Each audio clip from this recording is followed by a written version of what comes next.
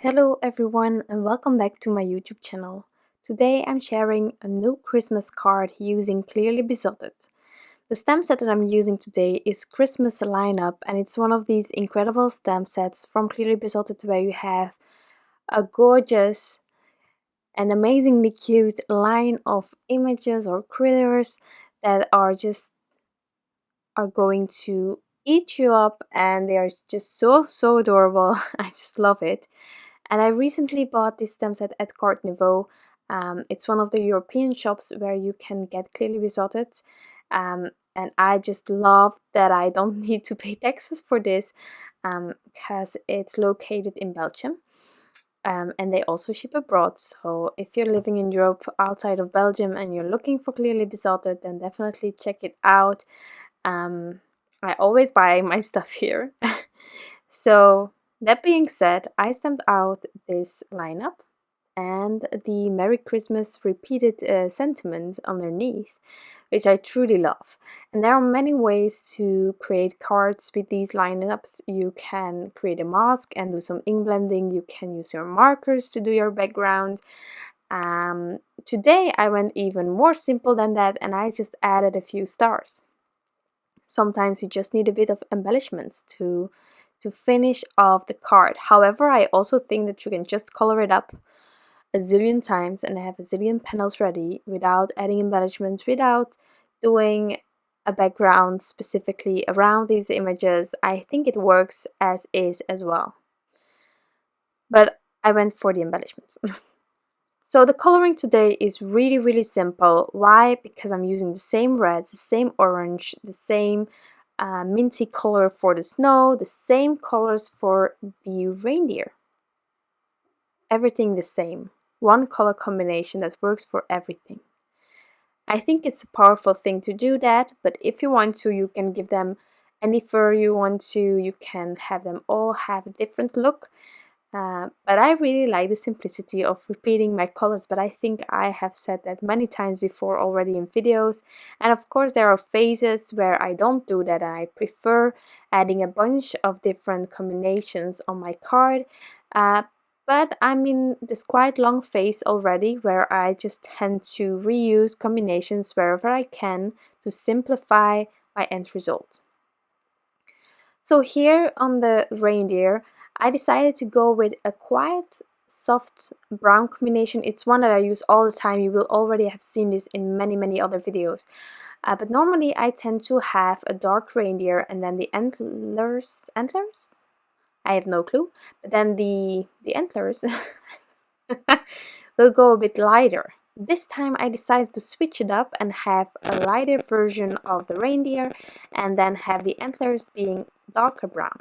And I think it works as well. This way I could use the same brown on the antlers as well as the noses, which was kind of cute. But you already saw me adding a red nose as well, because we just cannot have a reindeer card without a Rudolph. So I added that already, the same red as I used on the scarf. It really pops from that minty blue, I think. Also for snow there are many color combinations. You can even go for grays and just add that as a shadowing thing. But I just really love the G000s. They are spectacular, I think. It's a really fresh and bright color at the same time, and that's why I like using it for snow. But again, many other possibilities are out there. So here I know that I'm repeating the combination, and normally I might skip here the coloring, but I'm changing up shadowing every time, and therefore I thought that it might be handy for you to see it as well. I know that in the beginning of my Copic coloring career, which is now I think 2.5 years or something like that, I know that I had trouble with adding shadows on the other side. It might seem strange, but I always had, I don't recall which side, but I always had my shadows on the left or on the right side. Never centered light source or on the other side. And it's not hard at all, so that's why it might sound strange, but I just tended to always take the same side. And so Maybe this can help you, maybe it's completely useless for you and then you skip through it. Of course, I'm not going to force you to watch it all if you already know it, but just for me it was something that I just couldn't do, although it's quite simple again. You just change up the side, and I decided on today's card to take the side of the back to be the side where I was adding the shadows. So here, this one, however, he's facing towards the left, his back is also towards the left, so I just tended to add the shadows on the left side. And that's why my right and right reindeer is with the shadowing on the right side. Wow, left and right all in one sentence. It's it's a bit much to keep it from each other. Now I also added multiple layers. This is Transotype perfect coloring paper, and I said it many times before. Personally, I find that I need at least 2 layers. However, on these reindeers, I needed more than 2 layers to get that blend that I wanted. So I just kept adding, you know. And if you think that your paper is getting oversaturated, then you just use your heat gun or let it sit aside and dry a bit more before adding more layers. I will do that, the heat setting, once I am on the head of that snowman, because I was just oversaturating it. I wasn't getting the blend that I wanted, and so it was a bit much, and I saw it happening, so I just took that heat gun from me and just heat set it, and I could continue afterwards. So here again he's facing towards the right, his back is on the left side, so I'm following the side of the back, and so I'm having my shadows on the left side as well. I'm also trying to have a slight gap between the lines of the image and my darkest color. It's a way to sort of have it appear to be more rounded maybe than when you add it straight on the edge of your image. But I just switch it up from time to time. I'm not doing this all the time because it takes a bit more effort, and on some images it's totally useless in my opinion. But here I thought with the images being this cute, that a rounded idea of the images would be a lovely addition. And as I said in the beginning, the antlers, again, no clue, are darker this time, and I actually think it's way cuter than what I normally do, and I don't know why I didn't try it earlier. But well, I will just switch it up from time to time and change the light and the dark brown on my reindeer. So I went over everything a second time, and then it was time to do the head. Now I recently got a few neutrals, neutral gray,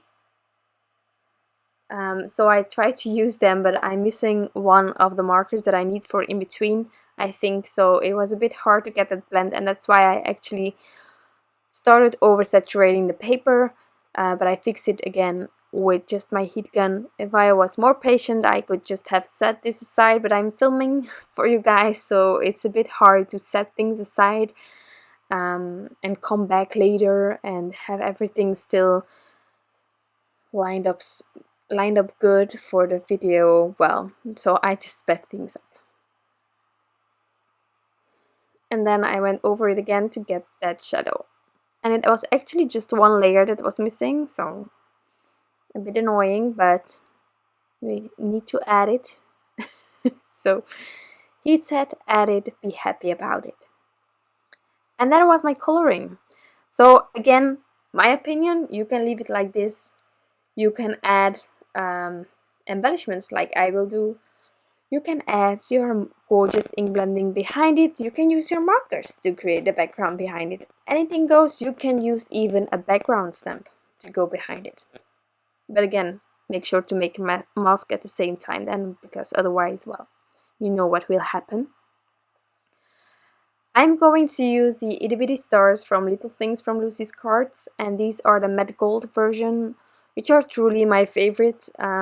I prefer matte over shiny things. I don't know why, but I just do.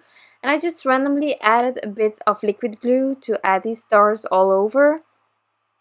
In the end, I ended up removing one of the stars, but with these tiny stars, I from time to time find it a bit annoying, as I may say it like that, to first try a layout and then adding the glue and then the stars again.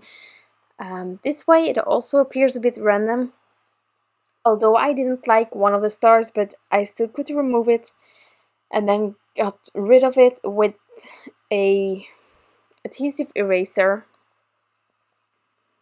so no one will know. But I contemplated quite a while before saying, okay, now that's it. So here I removed that star and removed the liquid glue. And then this card needs some final details. So I'm going to add some stickles to the scarf, and I'm going to add some glossy accents to all of the noses, because that's just adorable. And then this card will be completely finished. A really simple Christmas card. I'm happy that I bought this stamp set, and I love all of the other lineups as well. So if I have time, I will color them as well, and if I film it, I will share the video. If not, I will share it on Instagram, of course, because it's too cute to not share it. But this is my card for today and my video. I hope that you enjoyed it. If you have any questions, you can leave them down below. I will get back to you as soon as possible. I want to thank you all and wish you all an incredible day, and I'll be back soon. Bye!